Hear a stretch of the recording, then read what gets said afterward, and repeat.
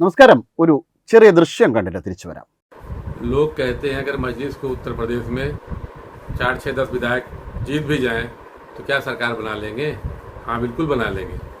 आपने देखा कि आज केरल में नई सरकार बनी जिसमें मुस्लिम लीग के 22 विधायक जीते हुए हैं और 5 मंत्री बनाए गए हैं। केरल में बगैर मुस्लिम लीग के सहयोग के कोई भी सरकार नहीं बन सकती, जबकि केरल में मुसलमानों की आबादी 25% है। उत्तर प्रदेश जहां की सरकारी आंकड़े के मुताबिक 24.6% मुसलमान पाया जाता है, उत्तर प्रदेश में अगर लोग मजलिस का सहयोग करें और मजलिस के 40-50 विधायक जिता के दे दें तो उत्तर प्रदेश में भी आपको सत्ता में हिस्सेदारी मिल जाएगी, जिस तरह केरल में सत्ता में हिस्सेदारी मिल गई। अगर आप उत्तर प्रदेश में मजलिस को जिताने में कामयाब होते हैं तो उत्तर प्रदेश में भी कोई सरकार नहीं बन सकती बगैर आपके सहयोग के। मजलिस इत्तेहादुल मुस्लिमीन की लड़ाई सत्ता में साझेदारी की लड़ाई है। जिस तरह केरल में आज मुस्लिम लीग ने सत्ता में साझेदारी हासिल की है, उसी तरह उत्तर प्रदेश में भी अगर लोग सहयोग देंगे तो इंशाअल्लाह जरूर सत्ता में साझेदारी मिलेगी। AMIM ലീഡറിന് ഒരു വലിയ ആഗ്രഹം. കേരളത്തിൽ 26% മുസ്ലിങ്ങളുണ്ടല്ലോ. ഈ മുസ്ലിങ്ങൾ ഒന്നടങ്കം വോട്ട് ചെയ്തുകൊണ്ട് ഇപ്പോൾ മുസ്ലിം ലീഗിനെ അധികാരത്തിൽ കയറ്റിയിട്ടുണ്ട്. 5 മന്ത്രിമാരെയും അവർക്ക് കിട്ടിയിട്ടുണ്ട്. അപ്പോൾ അതേ മാതൃകയിൽ ഉത്തർപ്രദേശിൽ ഒരു മാറ്റം കൊണ്ടുവന്നാൽ എന്താ? 20%ഓളം മുസ്ലിങ്ങൾ ഉത്തർപ്രദേശിലുണ്ട്. 3 കോടിയിലധികമാണ് ഉത്തർപ്രദേശിലെ മുസ്ലിം ജനസംഖ്യ. അതുകൊണ്ട് അവിടെ ഈ തരത്തിൽ ഒന്ന് അധികാരത്തിൽ വന്നാൽ വളരെ നന്നായിരിക്കും എന്നൊക്കെയാണ് AIMIM ലീഡർ നേതാവ് പറയുന്നത്. പക്ഷേ നേതാവിന് അവിടെ ഭരിക്കുന്ന ആളിനെക്കുറിച്ച് വ്യക്തമായി മനസ്സിലായിട്ടില്ല എന്ന് തോന്നുന്നു.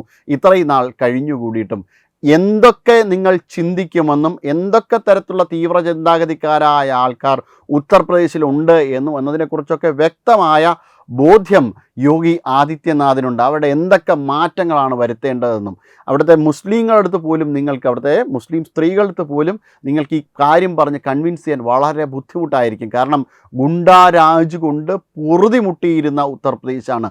ജംഗിൾ രാജിൽ അടിമുടി തകർന്നിരുന്ന ഉത്തർപ്രദേശാണ്. ഇപ്പോൾ ഈ ഗുണ്ടകളും മറ്റ് പീഡനക്കാരും ഒന്നും ഉത്തർപ്രദേശിലില്ല.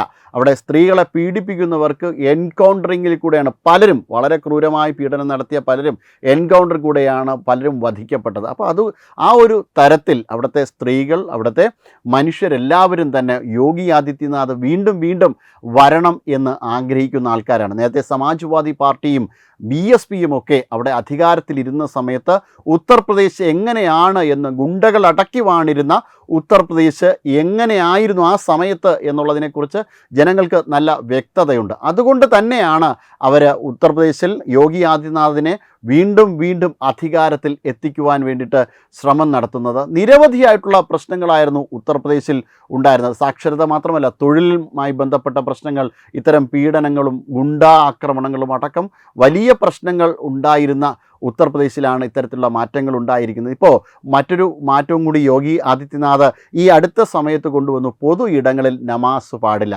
അതിനടക്കം മുല്ലമാരുടെ തന്നെ പിന്തുണ യോഗി ആദിത്യനാഥിനുണ്ട്. എന്തുകൊണ്ടായിരിക്കാം മുല്ലമാർ പിന്തുണച്ചത്? മുല്ലമാർ തന്നെ പറയുന്നുണ്ട്. ആ ദൃശ്യങ്ങളൊക്കെ ഇപ്പോൾ വൈറലാണ്. മുല്ലമാർ പറയുന്നത് ഇതാണ്: യോഗി ആദിത്യനാഥ് ഒരു ഹിന്ദു സന്യാസിയാണ്. അദ്ദേഹം മറ്റു മതങ്ങളെക്കുറിച്ച് കൂടി അദ്ദേഹത്തിന് അറിവുണ്ട്. അദ്ദേഹത്തിന് അത് അറിയാം. പൊതു ഇടങ്ങളിലേക്ക് നമാസ് നടത്തുന്നത് മുസ്ലിങ്ങളുടെ ആചാര പദ്ധതിയുടെ ഭാഗമല്ല എന്ന് അദ്ദേഹത്തിന് വളരെ വ്യക്തതയുണ്ട്. അതുകൊണ്ടാണ് അദ്ദേഹം ഇത്തരത്തിലുള്ള നീക്കങ്ങൾ നടത്തിയത് എന്നാണ് മുല്ലമാർ അടക്കം പറയുന്നത്. അപ്പോൾ അത്തരത്തിൽ അവിടുത്തെ സംവിധാനത്തിന് മതപണ്ഡിതന്മാർക്കൊക്കെ വ്യക്തതയുണ്ട് എങ്ങനെയാണ് അവിടെ, എന്തുകൊണ്ടാണ് അദ്ദേഹം ഇത്തരത്തിലുള്ള കാര്യങ്ങളൊക്കെ നടപ്പിലാക്കിയത്. അങ്ങനെ ഉത്തർപ്രദേശ് വളരെ ഡിസിപ്ലിൻഡായിട്ട് വളരെ അച്ചടക്കത്തോടു കൂടി പോകുന്ന ഒരു സംസ്ഥാനമായി മാറിക്കൊണ്ടേയിരിക്കുകയാണ്. കൂടുതൽ മാറ്റങ്ങൾ ഇനിയും വരേണ്ടിയിരിക്കുന്നു. ഉത്തർപ്രദേശിനെ സംബന്ധിച്ചിടത്തോളം വലിയ സ്റ്റേറ്റാണ്, വലിയ സംസ്ഥാനമാണ്. 26 കോടിയോളം ജനസംഖ്യയുള്ള, പല രാജ്യങ്ങളെക്കാൾ കൂടുതൽ ജനസംഖ്യയുള്ള സംസ്ഥാനമാണ്. ആ സംസ്ഥാനത്തിൽ ഇനിയും അധികം പരിവർത്തനങ്ങൾ വരേണ്ടതുണ്ട്. ആ പരിവർത്തനങ്ങൾ പടിപടിയായി വന്നുകൊണ്ടേയിരിക്കുന്നു. ഇനി ഒരു പഴയ അവസ്ഥയിലേക്ക് ഉത്തർപ്രദേശിനെ കൊണ്ടുപോകുവാനോ അവിടുത്തെ ഭരണ സംവിധാനത്തെ അട്ടിമറിക്കുവാനോ ജനങ്ങളുടെ ജനജീവിതം താറുമാറാക്കാനോ ജനങ്ങൾ പട്ടിണിയിലും ദാരിദ്ര്യത്തിലേക്കും അതോടൊപ്പം തന്നെ ഭീതിപ്പെടുത്തുന്ന ദിനങ്ങളിലേക്കുമൊക്കെ മടങ്ങിപ്പോകുവാൻ ഉത്തർപ്രദേശിലെ ജനം ഒരു കാരണവശാലും ആഗ്രഹിക്കുന്നില്ല. അവർ മാറ്റത്തിൻ്റെ പാതയെ വളരെ ആസ്വദിച്ചുകൊണ്ട് അവരുടെ ജീവിതം ആസ്വദിച്ചുകൊണ്ട് മുന്നോട്ട് പോവുകയാണ്. പശ്ചിമ ബംഗാളിലും അതിൻ്റെ ചുവട് പിടിച്ചാണ് പശ്ചിമ ബംഗാളിലും ഇപ്പോൾ മാറ്റങ്ങൾ ഉണ്ടായിരിക്കുന്നത്. നമാസ് പൊതു ഇടങ്ങളിൽ പശ്ചിമ ബംഗാളിലും നടത്താൻ പാടില്ല. അതോടൊപ്പം തന്നെ അനധികൃതമായി പ്രവർത്തിക്കുന്ന പള്ളികൾ, മറ്റ് സ്ഥാപനങ്ങൾ, ഇവരുടെയൊക്കെ അധികാരാവകാശങ്ങളൊക്കെ റദ്ദ് ചെയ്ത് കളഞ്ഞു.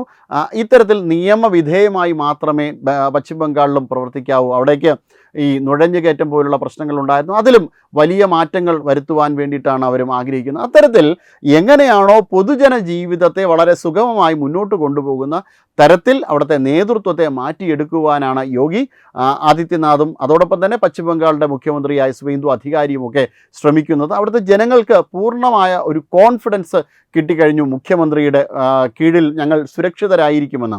ഇപ്പോൾ ബംഗാളികളുടെ കാര്യം എടുത്തു കഴിഞ്ഞാൽ, ബംഗാളികൾ കേരളത്തിലൊക്കെ വന്ന് തൊഴിൽ ചെയ്യുന്ന ആൾക്കാരാണ്. പലരും ഇപ്പോൾ കേരളത്തിലേക്ക് തിരിച്ചു വരാത്ത സാഹചര്യം പോലും ഉണ്ട്. പലരും ഇങ്ങോട്ട് തിരിച്ചു വരുന്നതിന് ഫ്ലൈറ്റ് ടിക്കറ്റൊക്കെയാണ് ചോദിക്കുന്നത്. ഞങ്ങൾക്ക് ഇനി ഈ കുറഞ്ഞ വേതനത്തിൽ പണിയെടുക്കുവാൻ സാധിക്കില്ല എന്നാണ് ഇവിടുത്തെ കരാർ എടുത്തിരിക്കുന്ന കോൺട്രാക്ടർമാരെടുത്ത് അടക്കം അവർ പറയുന്നത്. അത്തരത്തിലൊരു സാഹചര്യം, അത്തരത്തിലൊരു പരിവർത്തനം പശ്ചിമ ബംഗാൾ ഉണ്ടാകുന്നു. അപ്പോൾ ആ ഉണ്ടാകുന്നതിൻ്റെ ഒരു സൂചനയായിട്ടാണ് ജനങ്ങൾ ഇത്തരത്തിലുള്ളതായ സ്ട്രോങ് ആയ വളരെ കൃത്യമായ അഭിപ്രായം പറയുവാനായിട്ട് അവർക്ക് ആർജവം ഉണ്ടായത്. കാരണം അവർക്കറിയാം ഞങ്ങൾ എങ്ങനെയെങ്കിലും ഞങ്ങൾക്ക് ജീവിക്കുവാൻ കഴിയും, ജീവിക്കുവാനൊരു സാധ്യത ഇനിയെങ്കിലും ഉണ്ടാകുമെന്ന്. അത് തന്നെയാണ് ഉത്തർപ്രദേശിൽ ഇന്ന് പുറത്തു പോകേണ്ട സാഹചര്യമില്ല. അവിടെ തന്നെ തൊഴിലവസരങ്ങൾ സൃഷ്ടിക്കുവാൻ വേണ്ടിയിട്ട് സാധിക്കുന്നുണ്ട്. ഗംഭീരമായിട്ടുള്ള പല ഫാക്ടറികളും പല വ്യവസായ സ്ഥാപനങ്ങളും അവിടെ കൊണ്ടുവരുവാൻ വേണ്ടിയിട്ട് മാറ്റങ്ങൾ വരുന്നു. ഈസ് ഓഫ് ഡൂയിങ് ബിസിനസ്സിൽ വലിയ മാറ്റങ്ങൾ ഉത്തർപ്രദേശിൽ ഉണ്ടായിട്ടുണ്ട്. അത്തരത്തിൽ വലിയ പരിവർത്തനങ്ങൾക്ക് വിധേയമായി കൊണ്ടേയിരിക്കുകയാണ് ഉത്തർപ്രദേശ്. അവിടെ കുംഭമേള നടത്തിയതിൽ നിന്ന് വളരെ വലിയ സ്പിരിച്വൽ ടൂറിസത്തിൽ നിന്ന് വലിയ നേട്ടങ്ങളാണ് ഉത്തർപ്രദേശിൽ ഉണ്ടാകുന്നത്. അതോടൊപ്പം തന്നെ ഗംഗാ റിവർ പ്രോജക്റ്റിലൂടെയൊക്കെ അവിടെ ഉണ്ടാകുന്ന ഒരു മാറ്റങ്ങൾ എത്ര ശുദ്ധീകരിച്ചു ഗംഗ ആക്ഷൻ പ്ലാനിലൂടെ വളരെ വലിയ രീതിയിലൊരു മാറ്റങ്ങളാണ് വാരണാസിയും മറ്റ് അനുബന്ധ പ്രദേശങ്ങളിലും ഉണ്ടായത്. അതിലൂടെയും നല്ല രീതിയിൽ ഉത്തർപ്രദേശിന് നേട്ടങ്ങൾ ഉണ്ടാക്കുവാൻ കഴിഞ്ഞിട്ടുണ്ട്. അതോടൊപ്പം തന്നെ അയോധ്യയിൽ രാമജന്മഭൂമി കടന്നു വന്നതോടെ രാമജന്മഭൂമി വിഷയം അവസാനിച്ചു.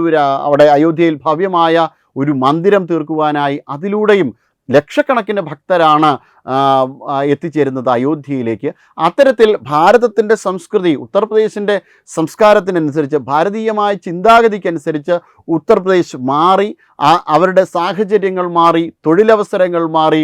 മൊത്തത്തിൽ അവിടെ ഹിന്ദുവെന്നോ മുസ്ലിമെന്നോ ഭേദമില്ലാതെ, ക്രിസ്ത്യാനിയെന്നോ ഭേദമില്ലാതെ എല്ലാ മനുഷ്യർക്കും വളരെ നല്ല രീതിയിൽ ജീവിക്കുവാനുള്ളൊരു ജീവിത സാഹചര്യം ഉത്തർപ്രദേശിൽ ഒരുങ്ങുകയും അങ്ങനെ ഉത്തർപ്രദേശ് പുതിയ ഒരു പന്ഥാവിലൂടെ, ഒരു പുതിയൊരു പാതയിലൂടെ നടക്കുമ്പോഴാണ് ഇവിടെ ഈ കേരളത്തിൻ്റെ ഉദാഹരണം പറഞ്ഞുകൊണ്ട് 26% മുസ്ലിങ്ങളുള്ള കേരളത്തിൽ അഞ്ച് വകുപ്പുകൾ, 5 വകുപ്പ് മന്ത്രിമാർക്ക് അവർക്ക് നേടിയെടുക്കുവാൻ കഴിഞ്ഞു, മുസ്ലിങ്ങൾക്ക് നേടിയെടുക്കാൻ കഴിഞ്ഞു. ഇവിടെ നേരത്തെ അസ്ത്രം ഗഫൂറൊക്കെ പറഞ്ഞതുപോലെ മുന്നിൽ മറ്റൊരാളെ നിർത്തിക്കൊണ്ട് പിന്നിൽ നിന്നുകൊണ്ട് പിൻ സീറ്റ് ഡ്രൈവിംഗ് നടത്തുവാൻ വേണ്ടിയിട്ട് മുസ്ലിങ്ങൾക്ക് കഴിയും. അതുകൊണ്ട് നിങ്ങൾ ആ തരത്തിൽ പ്ലാൻ ചെയ്ത് കാര്യങ്ങൾ നടപ്പിലാക്കണമെന്ന് ഫസൽ ഗഫൂറൊക്കെ പറഞ്ഞതുമാതിരി അവരിവിടെ സൈന്യത്തെ ആയുധങ്ങളൊക്കെ സംഭരിച്ചു കഴിഞ്ഞു.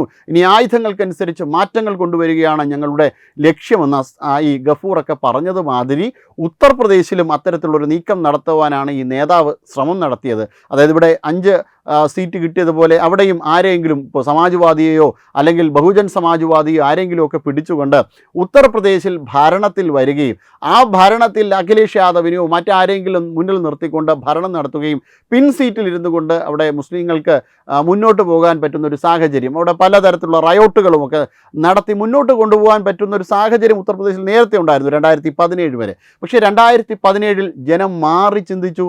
ഉത്തർപ്രദേശ് സർക്കാർ മാറി. അവിടുത്തെ ജനജീവിതം തന്നെ മറ്റൊരു തരത്തിലേക്ക് മാറുകയും മാറി ചിന്തിക്കുവാനും ഉത്തർപ്രദേശിന് സാധിച്ചു. അതുകൊണ്ടാണ് ഇത്തരത്തിലുള്ളൊരു വികസനം ഉത്തർപ്രദേശിന് സാധ്യമായത് എന്നുള്ള കാര്യമാണ്. അപ്പോൾ ആ ഒരു തരത്തിൽ ഉത്തർപ്രദേശിനെ മനസ്സിലാക്കുന്ന ഒരു ജനം വീണ്ടും ഒരു പഴയ അവസ്ഥയിലേക്ക് മടങ്ങി പോകാനേ ഒരു സാധ്യതയും ഇല്ല എന്ന് അടിക്കടി അവർ തുറന്ന് പറഞ്ഞുകൊണ്ടേയിരിക്കുന്നു. വെബ് ഡെസ്ക് തത്വമൈ ന്യൂസ്.